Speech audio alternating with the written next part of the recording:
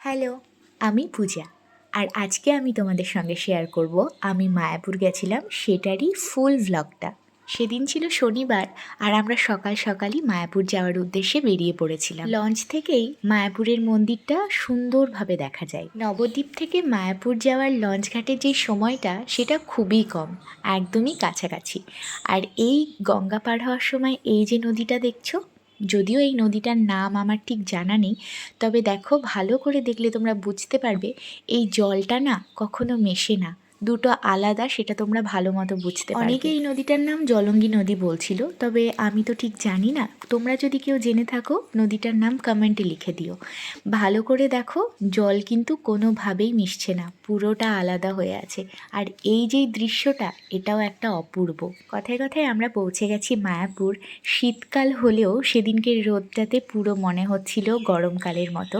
তাই আমরা সবার আগে সবাই মিলে ডাব খেয়েছিলাম। সব জায়গায় তো ডাবের দাম অনেক বেশি, তবে এখানেও আমি ভেবেছিলাম যেহেতু ট্যুরিস্ট জায়গা ডাবের দাম অনেক হবে, তবে এখানে ডাবের দাম শুনে আমি সত্যি অবাক হয়ে গেছিলাম। এখানে শুরু 20 টাকা থেকে, আর আমরা যে ডাবটা নিয়েছিলাম সেটার প্রাইস ছিল 40 টাকা করে। ওরা শ্বাস ছাড়া ডাব নিয়েছিল আর আমি সেদিনকে শ্বাস দেওয়া ডাব নিয়েছিলাম। আমাদের ওখানে ডাবের দাম 60, 70, 80 এমনই থাকে, একদমই কমে না। তবে এখানে ডাবের দাম শুনে আমার ভীষণ ভালো লেগেছে। এরকম ডাবের দাম থাকলে প্রত্যেক দিন একটা করে ডাব খাওয়া সম্ভব হতো।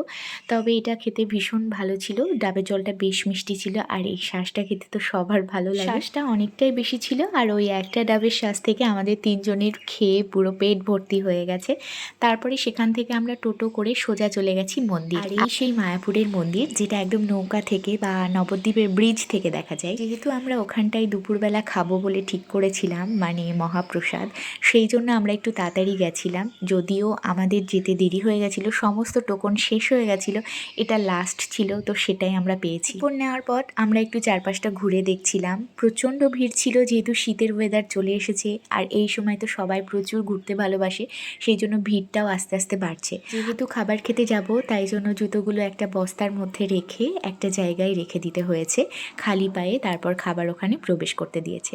খাবার ওখানে যাওয়ার আগে এমন সরু রাস্তা, লাইনের মতো করে যেতে হচ্ছে, আমরা সবাই লাইন দিয়েই যাচ্ছিলাম। তারপর আমরা ভেতরে গিয়ে বসে পড়েছি।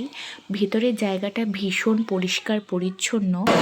আমাদের থালা চলে এসেছে মায়াপুর প্রসাদে। থালা গ্লাস দেওয়ার পর জলও দিয়ে দিয়েছিল। তারপর সবার আগে যেটা দিয়েছিল সেটা হচ্ছে মিক্সড খিচুড়ি, ওটার মধ্যে অনেক সবজি ছিল। তারপর দিয়েছে সাদা ভাত, আলু ফুলকপির তরকারি, ছিল ডাল আর একটা মিক্সড সবজি, আর 2 পিস করে আমলকি। খাওয়া দাওয়া কমপ্লিট করার পর আমাদের প্লেটটা কিন্তু আমাদেরই নিয়ে যেতে হবে। বাইরে একটা জায়গা আছে, সেখানটাই ফেলে দিতে হবে। খাওয়া দাওয়া হওয়া মাত্রই কিন্তু ওরা সঙ্গে সঙ্গে পরিষ্কার করে ফেলছে, কোনো জায়গায় কোনো নোংরা থাকছে না। আর এটা হচ্ছে বাইরে বেরোনোর রাস্তা, পাশেই যেই ডাস্টবিনটা আছে ওখানে পাতাটা ফেলে দিতে হচ্ছে, সবাই এখানেই ফেলছে। তারপর এখান থেকে সোজা চলে যাচ্ছি হাত ধুতে। তো ওইদিকে অনেক জলের ব্যবস্থা আছে, অনেকগুলো জলের ট্যাপ আছে, সেখানে হাতটা ধুয়ে তারপর এই দিক দিয়ে চলে যেতে হবে বাইরে। আর হ্যাঁ, তোমাদের তো বলা হয়নি, এই খাবারটার প্রাইস ছিল 50 টাকা। মানে তোমরা যদি এই খাবারটা খেতে চাও, তোমাদের আগে থেকে কুপন কাটতে হবে, যেটার প্রাইস পড়বে পার হেড 50 টাকা করে। বাইরে এসে দেখছি রথ সাজানো হচ্ছে, রাস্তাতেও অনেক রঙ্গোলি দিয়েছে, খুব সুন্দর লাগছে। এগুলোর মধ্যেও সব থেকে আমার যেটা ভালো লেগেছে সেটা হচ্ছে এই গরুগুলো। চোখগুলো দেখো এত সুন্দর, সামনে থেকে আমার এত ভালো লাগছিল যে বলে বোঝাতে পারবো না।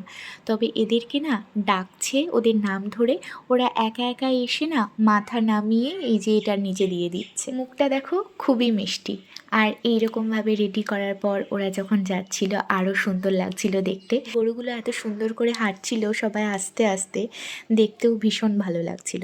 আর এটার পরে আমরা চলে গেছিলাম মেন মন্দিরের ভেতরে, আর সেখানে ফোন অ্যালাউ ছিল না, যার জন্য কোনো ভিডিও করতে পারিনি, ফোনগুলো বাইরে জমা রাখতে হয়েছিল। তারপর আর একটা রথ সাজানো হচ্ছিল, আর এই যে তোমাদের বলছিলাম না ওদের নাম ধরে ডাকছিল, আর ওরা এই যে মাথা নিচু করে এটা নিচে মাথা দিয়ে দিচ্ছিল, এই যে এটা দেখো, এটা দেখলেই তোমরা বুঝতে পারবে। আর সবাইকে এত সুন্দর লাগছে, যেন হাতে আঁকা ওদের চোখগুলো। আমার এই মায়াপুরের ভ্লগটা তোমাদের কেমন লাগলো আমাকে কিন্তু কমেন্ট করে অবশ্যই জানিও।